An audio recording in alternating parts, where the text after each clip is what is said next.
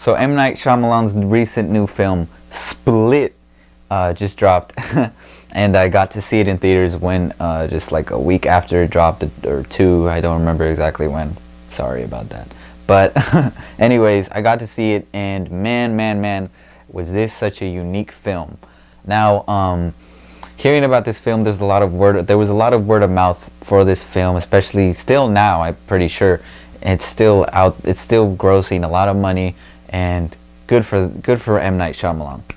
So Split is pretty much M. Night Shyamalan's resurgence, or not resurgence, but sort of like his comeback, if you will, to his sort of thriller days. Very horror thrill. This is a horror thriller film, and M. Night Shyamalan doesn't disappoint. I really enjoyed this film. I really had a good time in the theater watching this film. I sort of knew what to expect, but didn't at the same time. I'll get into that a little bit later. I won't spoil anything I'm trying so hard not to spoil anything, because it's a tough thing to not spoil. So let's see if I can handle this. Let's see. So Split is pretty much James McAvoy's interpretation of a character, Kevin, who has a problem, or not problem, but he sort of like has a personality issue, where instead of just having another personality, he has another one, and another one that ends up building, and another one, and another one, and another one, and it just keeps escalating to these different personalities. And this doctor is researching this, and trying to has this sort of therapeutic house where she sort of helps these gifted people. Kevin is one of those. She's a big study in that, and how she speaks about how it's an enhancement of the human mind, and how Kevin is sort of responding in self-defense for his own personal emotional destabilization. And it's a pretty intense film. I mean, from the bat, that James McAvoy's character Kevin kidnaps these girls, and that he's a little sociopathical with it. There's this whole idea of the beast, and I won't go too deep into that. You sort of have to watch the movie to understand it, but it's another personality that he's sort of trying to get to, and these girls that he picks up are sort of like the gateway to that. So these girls are kidnapped, and they're sort of trapped, and they're trying to figure out how they could escape, and there's certain things that happen. Next thing you know, leads to some bad events.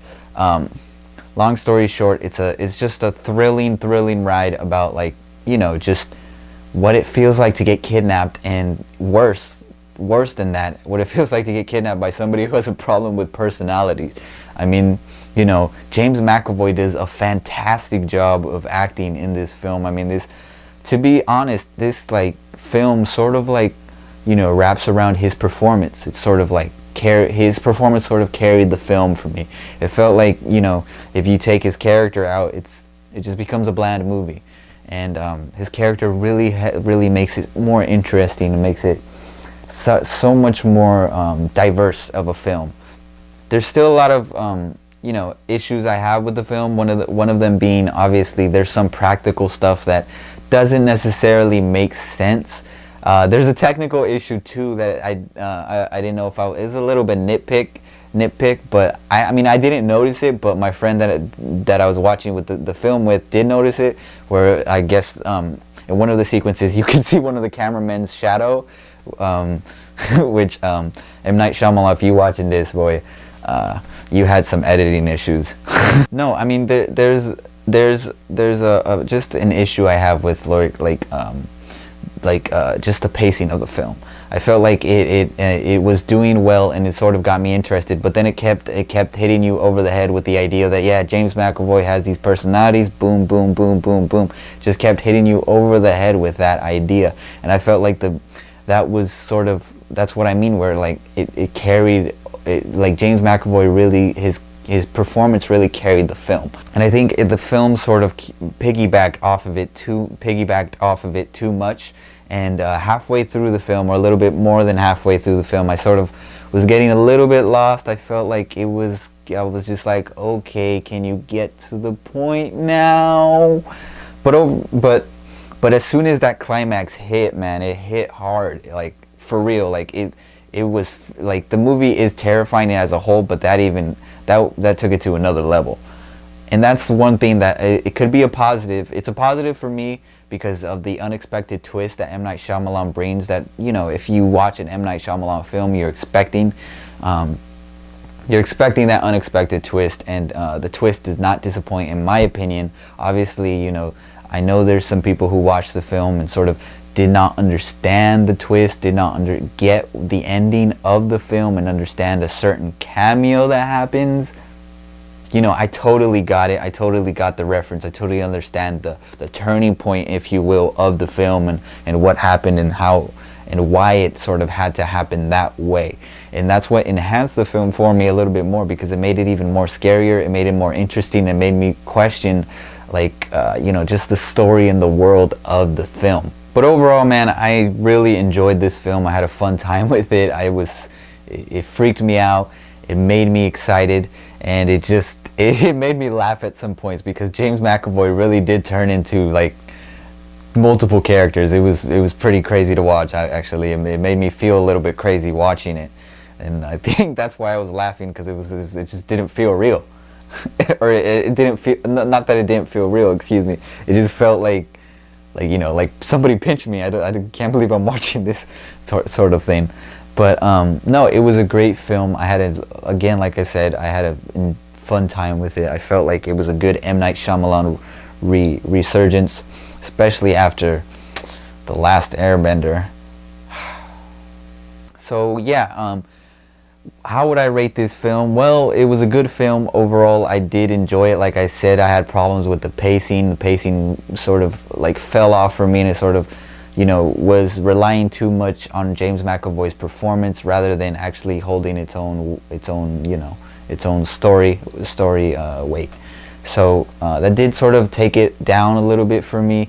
But I mean, like I said, that climactic ending was just had me at the edge of my seat. It was just so much fun to watch, and so thrilling and so horrific all at the same time. So it was an enjoyable film, and I did walk out of the theater having a good time. So I would rate this film probably, out of the meter from 0 to 100%, I'd give this film a good solid 82%. Yeah, I thought that this film was very, very well done. I thought that it's definitely a movie I would buy on Blu-ray for sure, to keep on my collection for a certain, not just because it was enjoyable, for another reason that honestly I can't go into, but I'm getting close and close to talking to spoiling the movie again, so I'm gonna stop. So yeah, there you go. What do you guys think about the film? Did you guys watch it? If you haven't, hopefully it's still in theaters and you can go catch it in theaters. It's a great experience in theaters. But if you agreed with me, if you didn't, be sure to comment below and let me know what you think. And if you like the video, if you like these reviews, be sure to go to the video and click that thumbs up button. It helps a lot, and also helps that if you guys could share the videos. You know, I'm trying to get more exposure a little bit. And aside from that, you can also go to my Patreon account. I have a Patreon account. I will put it it's a link in the description of this video. It's pretty much a fan funding for the channel, and a lot of creative stuff that goes on there. If you're an Ultimate fan, you can get some exclusive content from me to you. So be sure to check that out. And yeah, Split. I did not spoil it, so I'm proud of myself for that. Until the next video.